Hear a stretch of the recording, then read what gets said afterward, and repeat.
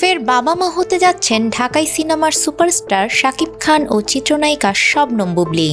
তাদের ঘরে শেহজাদ খান বীর নামে এক সন্তান রয়েছে। ফের তাদের ঘরে আসছে নতুন অতিথি। বুবলী এখন 5 মাসের অন্তঃসত্ত্বা।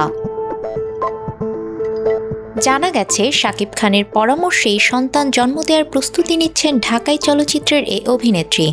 গত বছরের শেষের দিকে ছেলেকে নিয়ে শাকিব খানের সঙ্গে যুক্তরাষ্ট্রে দীর্ঘ ছুটি কাটান বুবলী।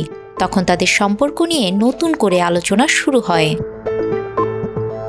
অনেকেই তখন বলেছিলেন শাকিব বুবলী ফের এক হতে যাচ্ছেন। এরই মধ্যে সম্প্রতি বুবলীর অন্তঃসত্ত্বা হওয়ার গুঞ্জন ওঠে। এটা গুঞ্জন হিসেবে চলতে শুরু করার মাঝেই জানা গেল ঘটনার সত্যতা। 5 মাসের অন্তঃসত্ত্বা, তাই ঢাকাইয়া দেবদাস সিনেমার শুটিং করতে চাইছেন না বুবলী।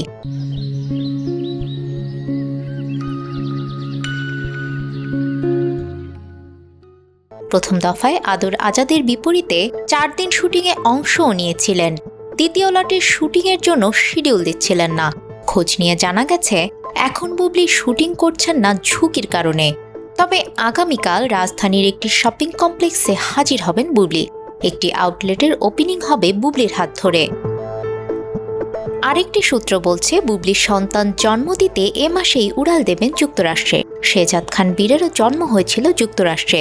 বুবলীর উড়ালের খবরে ঢাকাইয়া দেবদাস সিনেমার প্রযোজক ও পরিচালক নায়িকাকে নিয়ে নতুন করে ভাবছেন বলে জানা গেছে।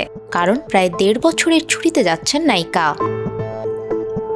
এ প্রসঙ্গে সিনেমাটির প্রযোজক জাহাঙ্গীর শিকদার বলেন, প্রথম লটে বুবলী, আদর আজাদ ও অন্য শিল্পীদের নিয়ে 4 দিনে শুটিং করেছিলাম।